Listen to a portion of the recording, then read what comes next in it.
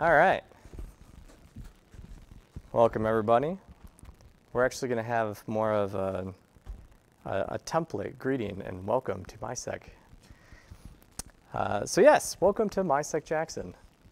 My name is Kyle Andrus, and I'm your location coordinator. I was supposed to say location, supposed to say Jackson coordinator. See, I'm already bad at this. Just a reminder, of course, that we have MiSec Jackson meetups. We also have, on Wednesdays, we have Lansing, and just starting this week is Detroit. And then Thursdays, we have Southfield and Grand Rapids. So all the second week of the month. Also, there's a couple of other meetings that you might be interested in. For example, the ISC Squared, they meet the fourth Tuesday of the month. There's also North Oakland ISSA. They're the second Wednesday of the month. Ooh, that's Battlegrounds. There's also a Motor City ISSA. They meet on the third Wednesday of every month. And there's also a Lansing ISSA that meets on the third Thursday of the month as well. So if you're ever in a need for any security groups, there are tons of them around. We're currently meeting in OEP, or One Energy Plaza, in Jackson, Michigan. And as always, these meetings are built out of our community. So if you have a talk that you want to give, let me know.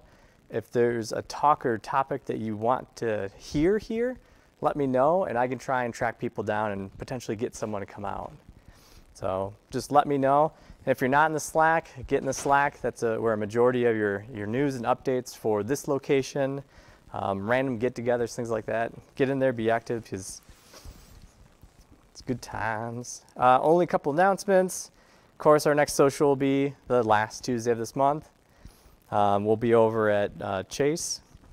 And also Converge is only like 35 days away, so I'll be losing my mind slowly. What?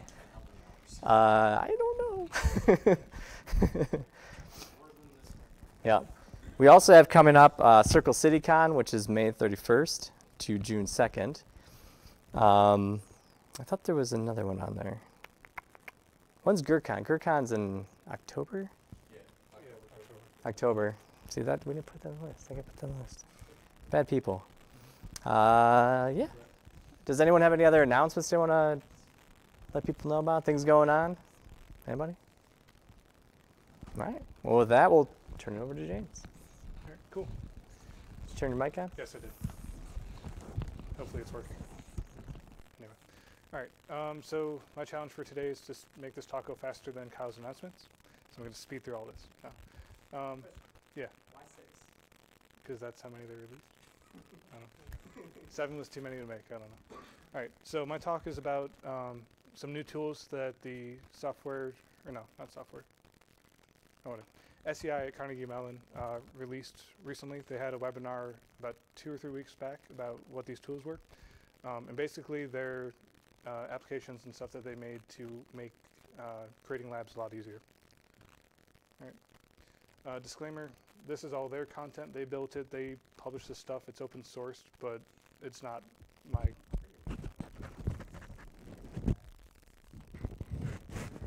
Is that better? Okay. So yeah, this is all Carnegie Mellon stuff. I don't want to say that this is mine. I'm not taking credit for it. This is just stuff that I heard from them. All right. First off, this is all open source stuff. Some of it, they just have applications that you can download. Other stuff is on GitHub. So take a look at those links if you're interested in any of the stuff that we're talking about today. And this is slow. All right, the first one is called Ghosts, which is general hosts. This allows a lab creator to create NPC or non-playable characters in the environment. So it simulates web browsing, entering terminal commands, sending emails to each other, as well as creating and saving Office documents. So instead of just having 2 Windows machines saying it's a enterprise network and you have to attack it, you can actually simulate user activity on that network. Yeah. Oh, and another thing, all the stats, so like the network health, the like telling which user to do what, and any malicious code that they're supposed to use, like if they're clicking on a phishing link, all those commands to do that are hidden from the game network. You won't actually see that if you're sniffing the network. So yeah, so that's the first one. That's really nice if you want to kind of make it more realistic and dynamic than a standard lab. No. What do you mean? But like, it'd be regular user activity, so it's supposed to be like scripts and stuff that are run. So as noisy as that's supposed to look, hopefully. Yeah. So like, would you set up two, like in your example, the two Windows VMs, and would you install software on both of those hosts, both those clients, and then? I don't think it's separate software. I think you just have to have like user credentials, and then it tells, and like it has a script that uses those credentials to do certain activities. So I don't think it can do everything. Like That one point that reaches out to those clients, so the traffic doesn't happen on those clients at all, or? it depends on what you're trying to do. If it's like web browsing, like clicking links, it will go in and actually like activate those links and do it. So that does happen on the machines that you set up. Does that make sense? Okay, yeah. Cool. Any other questions on ghosts? No? Okay, cool. All right, the second tool is called TopGen. So this is a good one. It's the service simulator for offline networks. A lot of the times when you're making labs like this, you don't want it to be live on the internet where anyone can come in and hit it. Or you also don't want people mistakenly going out and attacking the network. Last thing you want to do is have someone's like fake Facebook profile for doing like OSINT challenges, and then them actually going to Facebook and start attacking the real guys. That's a good way to get your students or players in trouble. So what TopGen does is it takes a list of configured URLs. I think by default they have 500 of the most popular, so Wikipedia, Facebook, Google, and it scrapes all of that web content. So it'll get like the front page and it'll see where all the links are. It won't actually copy in the back end, but it'll make it look like the front end of all the sites. So when you spin this up on one additional VM, it'll simulate the front end of all those websites. Yeah, so the actual HTTP pages, any DNS routes that are needed, as well as SMTP and IMAP rules and mail domains.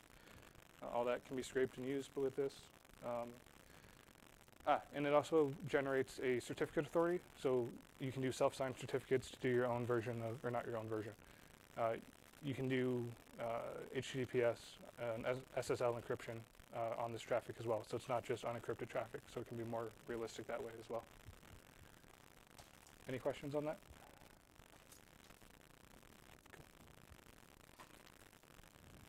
All right, so Graybox is another tool that ties in. It actually uses TopGen. This allows the same kind of game network to simulate the backbone of the internet. So instead of just having websites, in the same offline environment, you can have the, what was it calling it? The, infrastructure enumeration, the internet service providers, and all the DNS as well. That will be simulated, mocks out the actual way it's supposed to be laid out, as well as like the maps across it. So you can see like where a certain server would be, the IP addresses, all that is mocked out for your lab. In order to use that, you do have to use TopGen in order to scrape the content, so those two kind of go hand in hand with each other.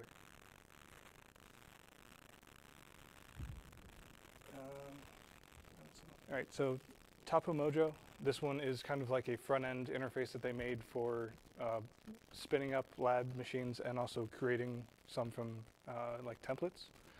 This allows you to, just go to a web page and then just power on and off VMs as you need. So, I don't know, imagine having like 10 different VM instances that you want to power on one at a time. There's an interface that you can do that to save resources. Same thing if you want to expand on a challenge. You can take the template they used to build that and then build your own version of a challenge and save that as well so other players can try that. Haven't messed around with it, but on the webinar this seemed really cool as a way of building a more dynamic lab and just having like user-generated content in a way.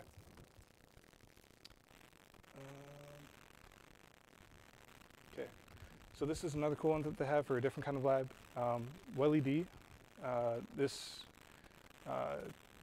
creates actual 802.11 packets. So to your computer, it will look like there's actual wireless traffic, even though it's just simulated content.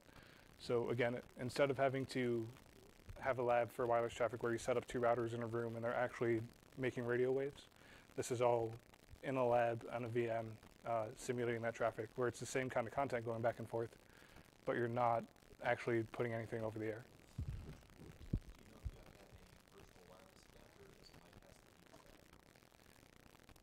Did this die? Failing at my job. So to repeat for the internet, do you know if it has to have a virtual wireless NIC, or does it have a way around that? That's a good question. I do think there has to be some kind of virtual networking set up in the lab for the VMs to get to each other. I think most of that can be hidden with one of the other tools that I mentioned in a bit as well. Yeah. Yep. Cool.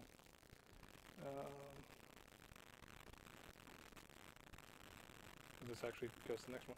All right, and actually, yeah, one of the next ones, the last one. VTunnel. So this is hiding communications with the hypervisor. This is basically setting up a different communication route from all the VMs to the hypervisor that you're using. So if it's VMs on a host computer, it's just from the VM to the host. And it's separating all that communication traffic from the players of the network. So command and control, like sending scores when someone actually submits a flag, something that they found. Instead of broadcasting that against, or where all the players can see it, it's on a different channel where they can't like sniff the traffic. So that's just a way of, again, making it more realistic where they can't see all the behind the scenes stuff that you're trying to hide as a game creator. What else is there? Yeah, that's pretty, so those are the 6 tools. Again, none of the stuff is mine. This is all of the Software Engineering Institute's links. So news article where they first mentioned it, the papers, and they have a download page on their site. So the main page for that, the papers about it, and then the YouTube video of the actual webinar. It's about an hour long in total. They have videos of each tool. If you want to see something specific, you can just skip to that. Yeah, and if you're looking at building labs, I highly suggest you check that out. And I think that's it. Any other questions about this? Which tool is your favorite? My favorite. So probably the ghosts. One of the big challenges that I've seen in building labs is how to actually create like user-to-user traffic. So that would be a good way to make the labs more realistic. Yeah, so that's the first one that I want to play with when I actually get my hands on this stuff. So. Looking for something similar, so that works out great for me. Yeah, very cool. All right, thank you guys.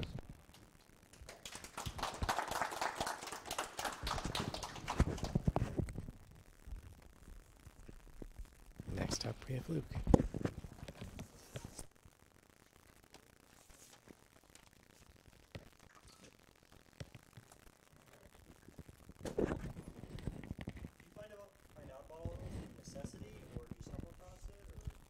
Yeah, kind of necessity. It was a link shared to work, and he said, like, hey, if you're interested, check this out.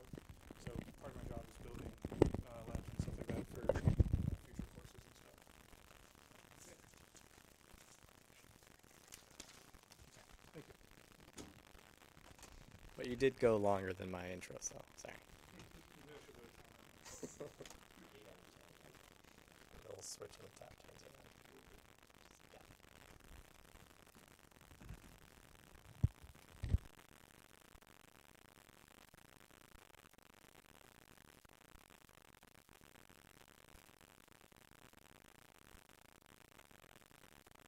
All right. While waiting for my laptop to boot, Kyle will do a song and dance number.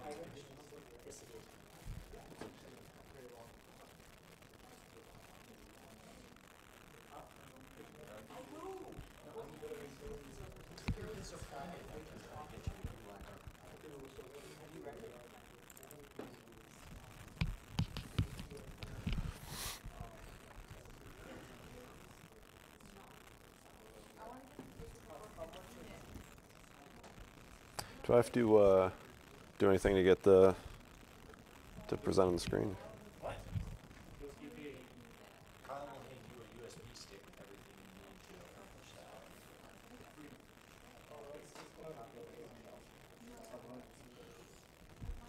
that. Do we need to do anything with this, or is it just not displaying right now? Because I might have it on. It's on duplicate. Yeah, it should be.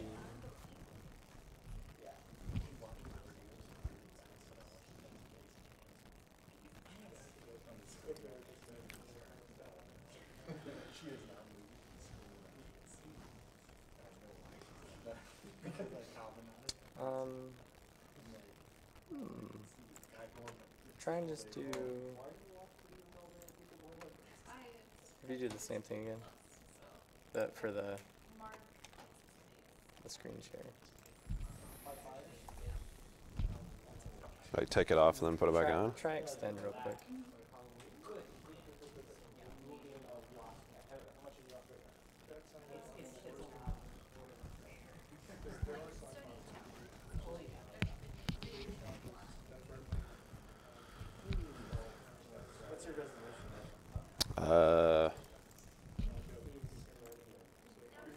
It's a good question.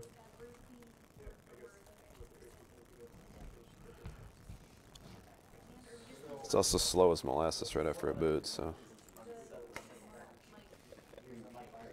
You should have booted this an hour ago.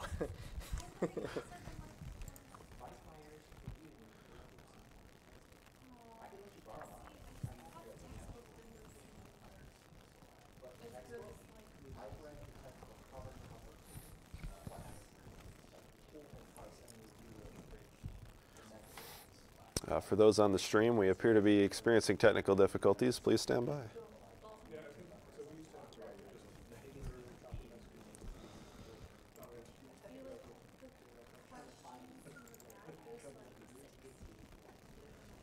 Patience.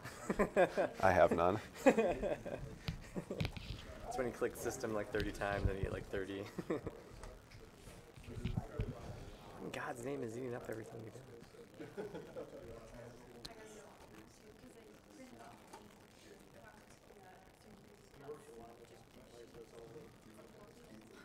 It's going to be advanced display settings.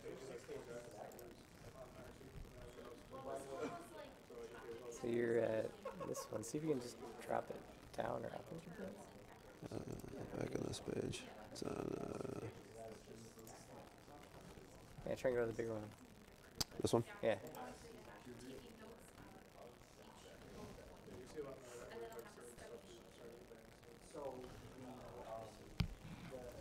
And then, are we still doing expand or is it the other one? It's set to duplicate. Do you want me to switch it back to extend?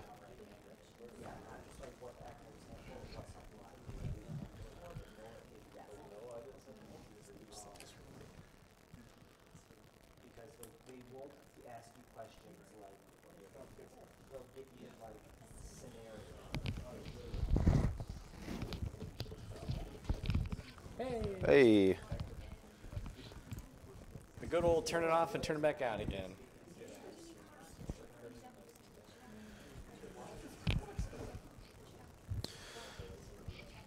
All right.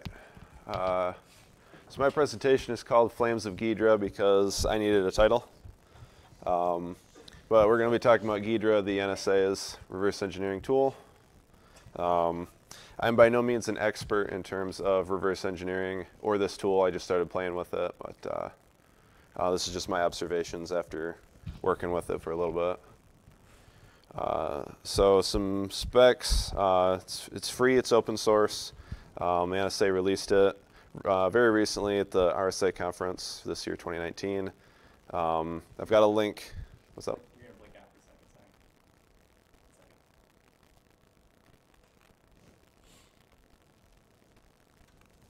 second. Okay. Let's talk about what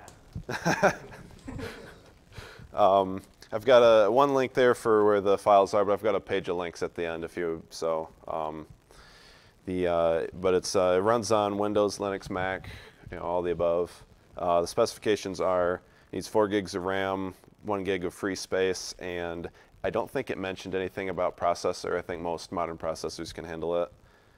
They did actually suggest on their website dual monitors. Not 100% sure why, but it definitely makes it easier. It's written completely, it's primarily in Java, requires Java Deployment Kit 11 to run, and it's named after King Ghidorah from the Godzilla stuff. The architectures you can reverse engineer with it. This is not an exhaustive list, this is just the ones that I cared to write down. It's got the Intel standard for everything, 32-bit, 64, ARM, and so on. Java, Dex bytecode, which is for Android.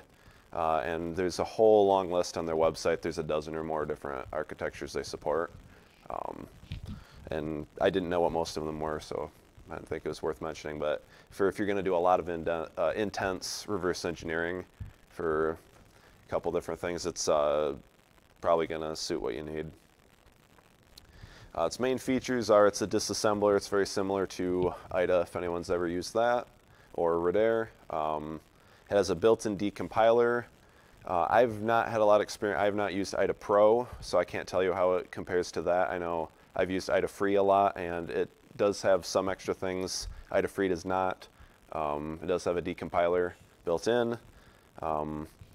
Both of them have a graph view, so this one supports a lot of the basic features you might want from a disassembler. It's got a graph view, can list imports, exports, functions, all sorts of stuff like that. It also has a lot of built-in scripts, which I don't know how many other disassemblers do that, but it's kind of one of its main features is all its scripts. So here's links if anybody wants to grab a picture. I've got the location of their main site. It's got an installation guide. There's where to, at least at the time that I made this, that's how to get JDK 11. And they just released the source code on GitHub recently, about a week or two ago. I actually made these slides before they did that, and I had to update it. So that's very new. There's some rumors, that this is just the NSA trying to spy on everyone. You install it, and it's a backdoor into your system.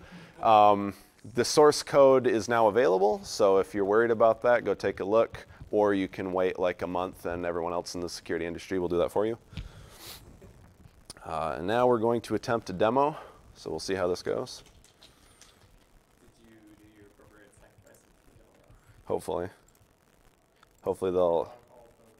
Yeah, that's exactly when it starts.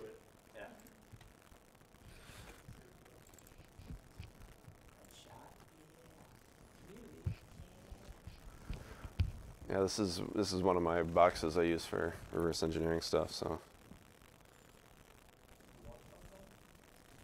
I have an XP too. I have an XP, this is Windows 7.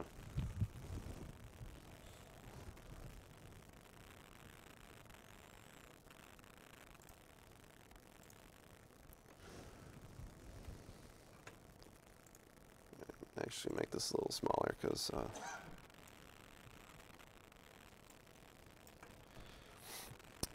so one of the interesting things about Ghidra, it kind of breaks, you can do projects, whereas you used to, in a lot of other ones, you just kind of open a file and go through it. In terms of projects, for how the project kind of works is you can put multiple files and load them into the same area. I haven't played with this too much yet, but I guess one of the features of that is you can link in different DLLs, including like the system DLLs that the program might call to, so it'll actually load in the functions from those DLLs, and you can get a good idea of how it runs and interacts with the system. I haven't done that too much, but looks interesting. And just as a note, all of these, the files I'm going to look at are all labs from the Practical Malware Analysis book. But I've also found if you double click on the file, it'll open correctly. You're supposed to be able to use the dragon head icon, but that never works for me. It always freaks out. So I don't know if that's a bug or... Yeah, that's where it's sending stuff to the NSA.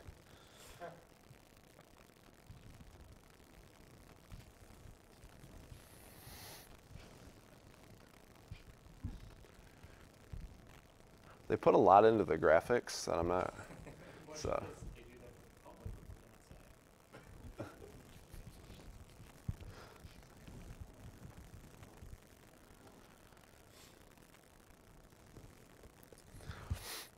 So this is the main. When it opens up, it'll list the details of the your files. This is all the assembly that you can load in. On the left, we've got all the, like this will list all your imports of what DLLs it's coming from and what functions it pulled from that DLL. It does the same thing. You can do exports. It'll list. You can list the functions that are in the program.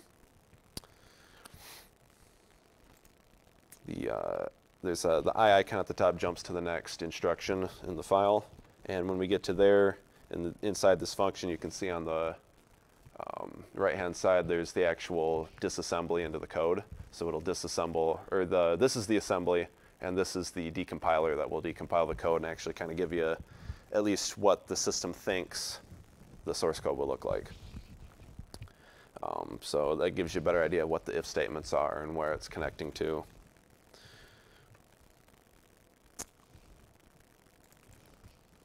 One interesting thing, when the graph loads, there's an interesting thing they added that I haven't seen in other tools. Hopefully I can get to, yeah, the path that it's taking, whether it takes the jump or doesn't take the jump, will actually highlight and start moving. So it makes it a little easier to map out where stuff's going. So I thought that was pretty neat. And then one of the big features of is the scripts. I have not gone through very many of these. There's quite a few. They're divided into different categories. So like under functions, there's an export functions script. If you run that, select a file. I already did this once, as you can see, but we'll go save it to the desktop.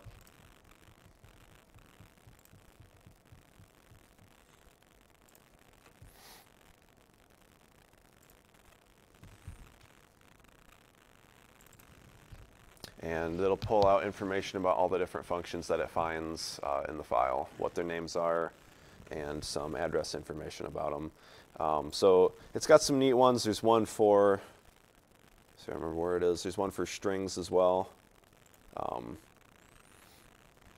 So the one you can pull out all the strings that are in like the section of code you're currently working on. You can do it for the entire file, and all sorts of cool stuff like that.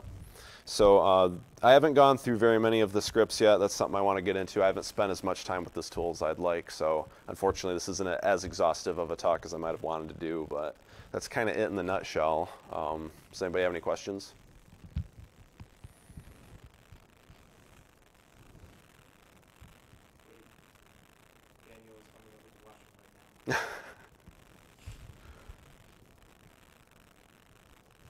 Daniel, you said, well, I have a question for him. When's Swiper going to get fixed? Well,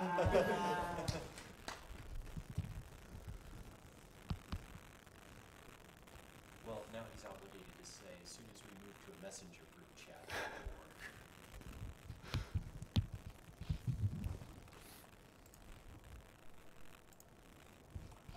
If you're doing decompiling, you should be able to write your own Swiper. Means that much to you. Right, so everything in French. It's not a bad idea. I have not. That'd be interesting. It's true, you should be decompiling in French. I concur. Were there any differences besides the colorful green and red bars? For the graph? Were there any differences besides the green and red bars?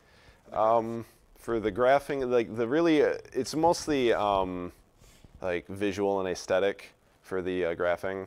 It just makes it a little easier and neater to look through. But between IDA and this, that's what I intended. okay, like as a whole. Yeah. The biggest difference, at least I haven't used IDA Pro, but the biggest difference between this and IDA Free is the decompiler built in. IDA Free does not have that. So that can definitely help speed it up just a little bit if you're trying to figure out what part are if statements and where the code's actually going.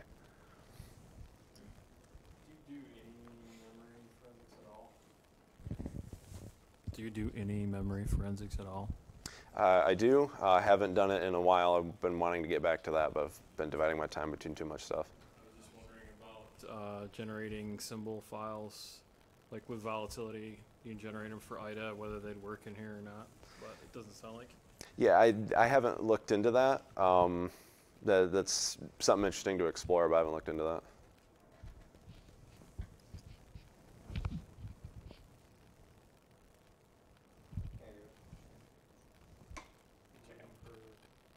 Is he still typing? He's been talking a lot of smack about you. That's what he does. That's like all day. He does talk smack about me. Oh, hey. What language is this decompiled in? I believe it's decompiled in C. Okay. I'd have to verify that, but I believe it's C. And the exe, is that assembly, or is that what it's just showing, assembly and then C? Yeah, it's the assembly on this side and then C code. Okay.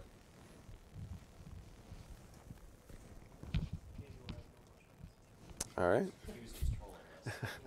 It's a trick. All right, well, that's all I have.